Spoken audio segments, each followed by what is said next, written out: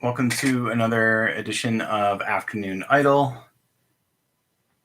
My name is Andrew. I'm a certified mindfulness coach in the Unified Mindfulness System. You can find out more about Unified Mindfulness at unifiedmindfulness.com.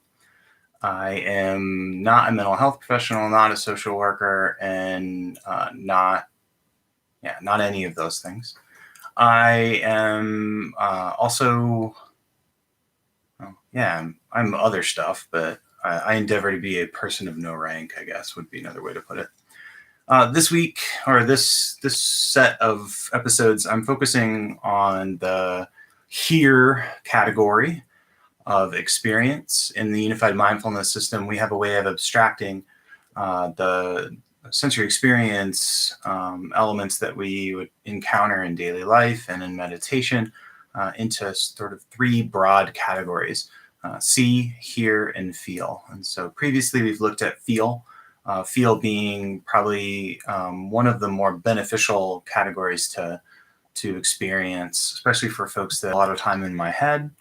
And so to explore the category has been very beneficial for me in my 10 plus years of meditating. The hear category is one that I've benefited from as a way of being able to be more chill with what's going on in my environment. When I first started sitting, dogs barking and people making noise around me, and the sounds in my environment I treated like intruders that were trying to sort of harsh my mellow, and they were really bumming me out. And over time, I've found being able to focus on the sounds around me in ways that I'm not as reactive to that has been really beneficial. So that's part of why I picked the hear category after the feel category.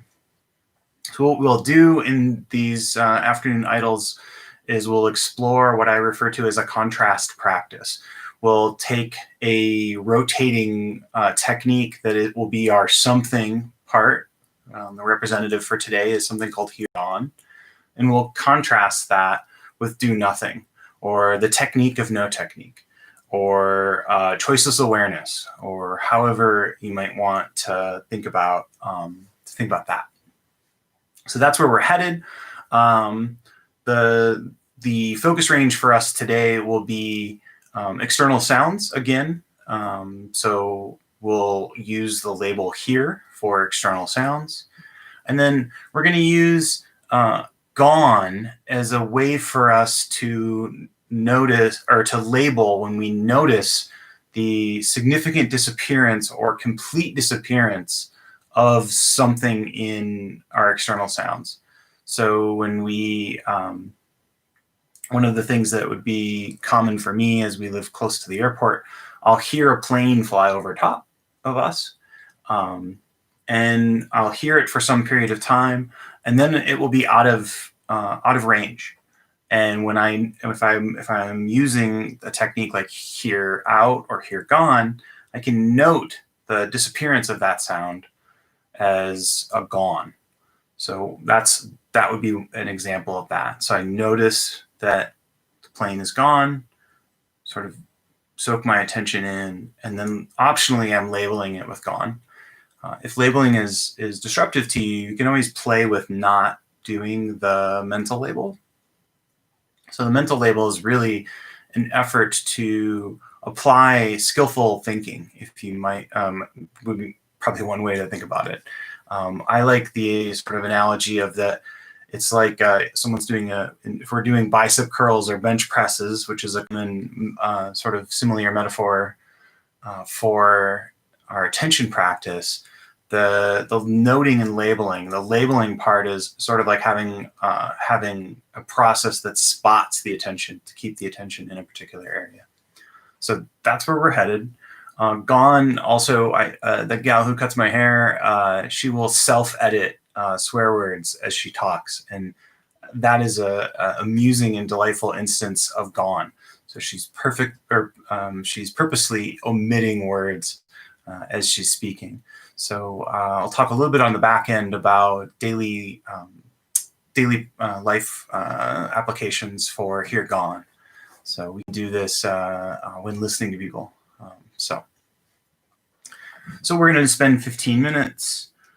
We'll have roughly about half of our practice time will be with our here gone technique.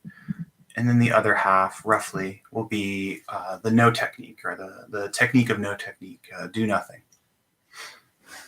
So I invite you to adopt a posture that helps you be both relaxed and alert. Simply, the notion here is we want to be upright, dignified.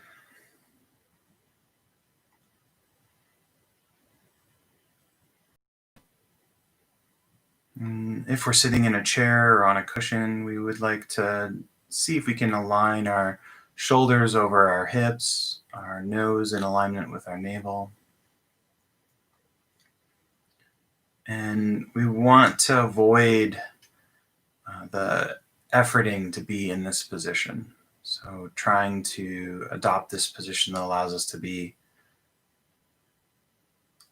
not tensing or efforting to hold the position.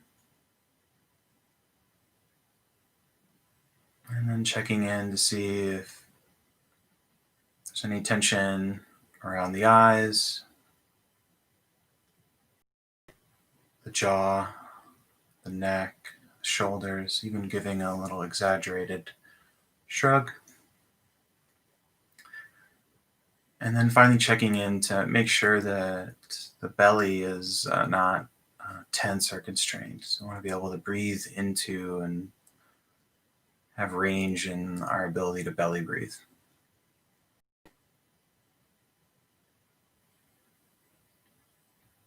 And then for breathing, we want to breathe in through the nose and ideally out through the nose, but you could always breathe out a few times through the mouth. For breathing, it's low and slow. So we're trying to breathe low or deep into the lungs. And by breathing through the nose, that helps give us natural resistance to slow down our breaths and help us more effectively fill the lungs. So again, slow and low, that's our tempo.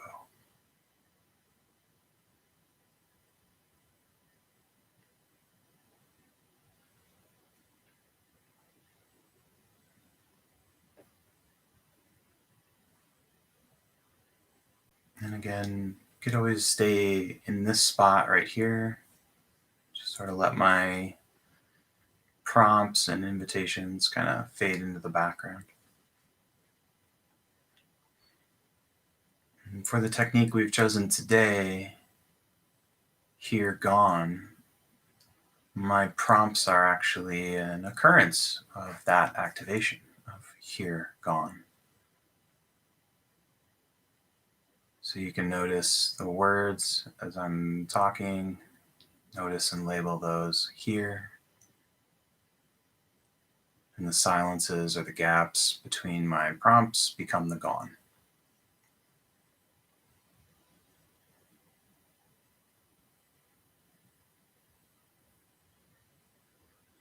So I'm going to be less talkative than usual and let you explore here gone.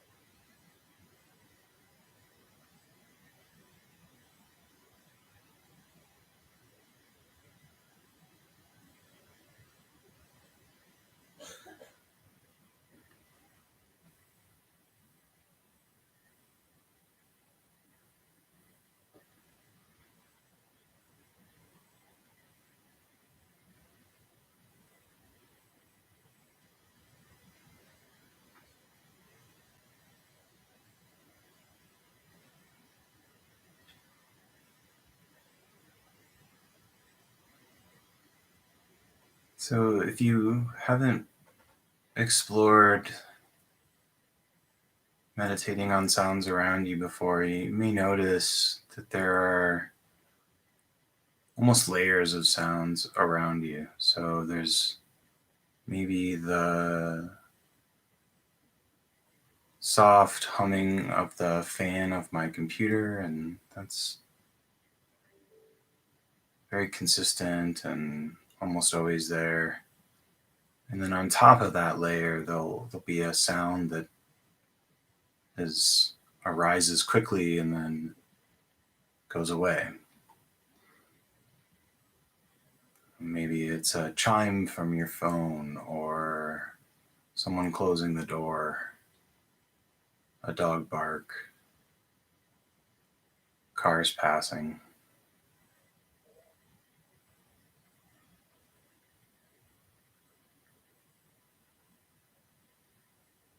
So those layers give us a chance to have potentially one steady thing that we would notice, and then periodic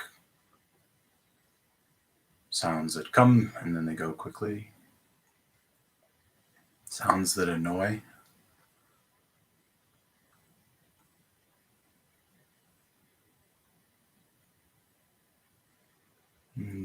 Just in a predict and prepare what to watch out for, you'll sometimes have a sound, and then the sound will bring about maybe a mental image or mental talk. Those would be examples of hear in and see in. And that's outside of what we're looking at right now. So it's outside of our focus range. So offering a no big deal, sort of a quantumous head nod to that, and then bringing the attention back to the sounds around us.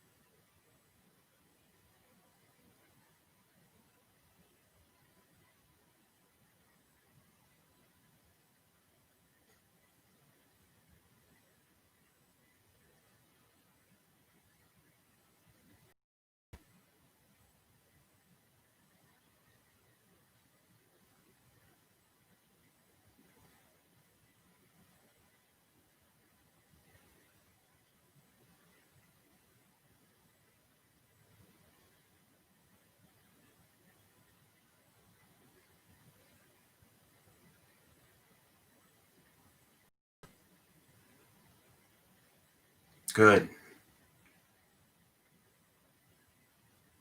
So as we move into dropping the technique and allowing our attention to be free range, going where it wants, you may notice that as you do this, you'll come back to sounds. Sort of like you've been primed to notice that, or the awareness is primed to notice that. So that's okay. And we notice that our attention is pulled to sounds. We can just let it be there. And again, it's the sort of idea around choiceless awareness. Wherever the attention wants to go, we let it go. And if the attention wants to loop over about how we should be able to get stuffing early because it's Thanksgiving almost now, and why isn't stuffing freely and actively available? Anything like that. Being okay with looping and repetition.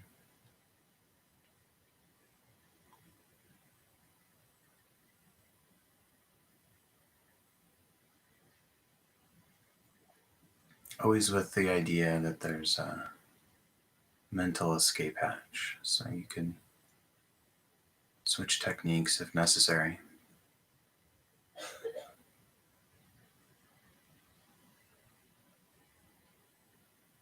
So this is your opportunity to coast.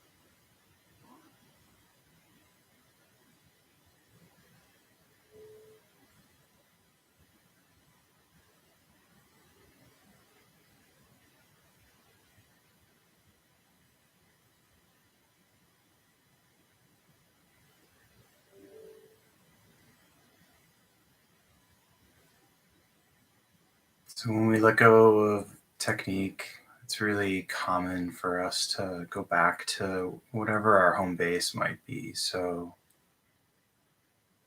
if counting the breaths is your home base, then you may find that that is a technique altogether. Or if you're doing body scans, you may begin to notice that you're scanning the body while you're sitting. Totally okay.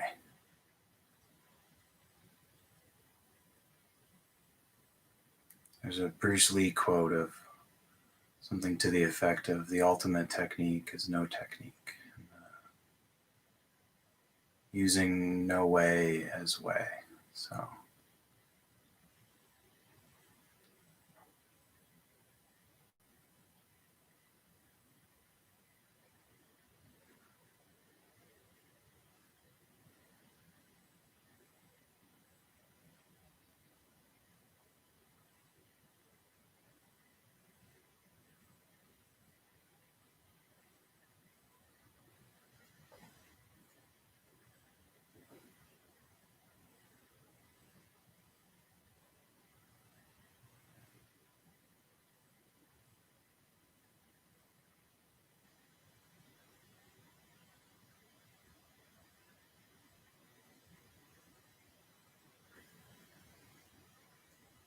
if your eyes have been closed, I invite you to open them, and connect with your surroundings, taking your time, offering your self-care.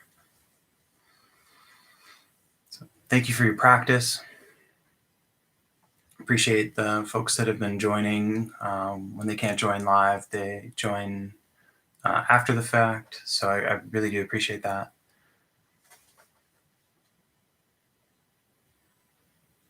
Okay, so Sarah, you've got a report. Thank you for the report too, by the way. So Sarah noticed today there's a huge difference between letting Sarah's attention go where it wants to go, while being aware of it versus lost in thoughts. That's excellent. Yeah. So the is delightfully frustrating, maybe is a nice way to put it. And so I remember when I first started out, I gravitated towards this, but the coaches that I worked with were like, don't do that. There was more to learn from the other techniques, and they were right in that I getting more concentration, clarity, and equanimity is beneficial to have baselines in the concentration and clarity parts, and equanimity. Maybe equanimity like more so than the other two, in order for that dropping the technique to have an effect. And so Shinzen has this. Shinzen has so many great lines, but one of the lines that Shinzen talks about is, so he has a quadrant system, and this he has one of the quadrants is all about spontaneity, and do nothing is actually in his spontaneity quadrant, which seems somewhat counterintuitive at first, but so his thought, or his some of the ways that he says this is that when you're in this no technique, that's sort of the process of the bodies, or the process of you is meditating you, which I really like. I don't know that I can say I totally understand or grok that, but it's a trail marker in a direction, and it makes me want to explore. And so I feel like that's a thing that needs to be in your practice, or else it gets stale and kind of boring, because it can take a while for you to develop things that are noticeable. So having that trail marker in a direction is, I think, remarkably helpful to keep going. So that's great. So thank you again, and I think Sarah might have perfect attendance. I don't know that if anyone else has actually made it to all of them. So, yes. So also Sarah points out that letting go of your nervous system's process is I think part of that as well. So I think that's a really good point. So, and you're remarkably welcome, Jill. Thank you for joining. Sorry about starting a little bit late again, but a better reason to be late today than yesterday. So the link's not up yet, but I'll put up Wednesday, Thursday, and Friday's links. They'll be up probably later today. So yeah. So have a great Tuesday, wherever you may be, in whatever time zone you may find yourself.